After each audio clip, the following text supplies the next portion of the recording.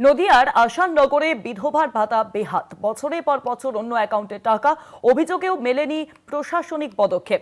জানাবেন এ বিষয়ে ফোন লাইনের সঙ্গে রয়েছেন প্রতিনিধি রূপম রায়। রূপম, দেখো শুভাঙ্গী, তোমাকে জানিয়ে রাখি, নদিয়া জেলার ভীমপুর থানার অন্তর্গত আসাননগর ঢাকাপাড়া এলাকার এক বিধবা মহিলা তার ভাতার টাকা অর্থাৎ রীতিমতো ঢুকছে অজানা এক ব্যক্তির অ্যাকাউন্টে, এবং 2023 সালে তিনি শেষ অ্যাকাউন্টে বৃদ্ধ ভাতা ঢুকেছে এমনটাই দাবি করছে। এখনো পর্যন্ত তার অ্যাকাউন্টে না ঢুকে অন্য একটি বগুলা এলাকার ব্যাংক অফ ইন্ডিয়ার অন্য এক ব্যক্তির অ্যাকাউন্টে তার টাকা ঢুকছে কয়েক বছর ধরে। অন্য অ্যাকাউন্টে যে টাকা ঢুকছে তার স্টেটমেন্ট তিনি দেখতে পান, এবং তার ব্যাংকে স্টেটমেন্ট তুলে তিনি দেখতে পান অন্য অ্যাকাউন্টেই টাকা ঢুকছে। এই বিষয়ে তিনি লিখিত অভিযোগ বিডিও অফিস এবং থানায় জানালে এখনো পর্যন্ত কোনো পদক্ষেপ নেওয়া হয়নি, যদিও দীর্ঘদিন ধরে সরকারি অফিসে ঘোরাঘুরি করে পায়ের চটি ঘুরিয়ে করেছেন বলে জানাচ্ছেন, অভিযোগ করছেন ওই বৃদ্ধা। কোনো রকম পদক্ষেপ নেওয়া হচ্ছে না সরকারি আধিকারিকদের পক্ষ থেকে।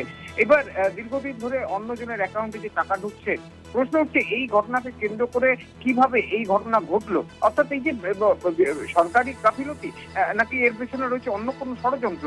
তবে এই ঘটনাকে কেন্দ্র করে কিন্তু চাঞ্চল্য ছড়িয়েছে, এবং এই যে মহিলা, তিনি তার বিচারের আশায় এখন রীতিমতো দিন কাটাচ্ছেন।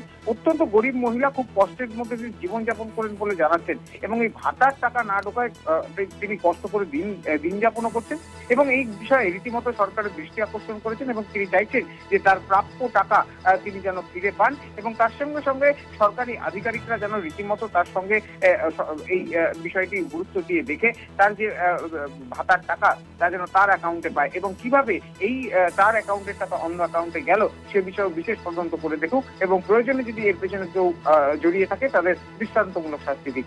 শুভাঙ্গী, ধন্যবাদ রূপম। ফোন লাইনের সঙ্গে ছিলেন প্রতিনিধি রূপম রায়।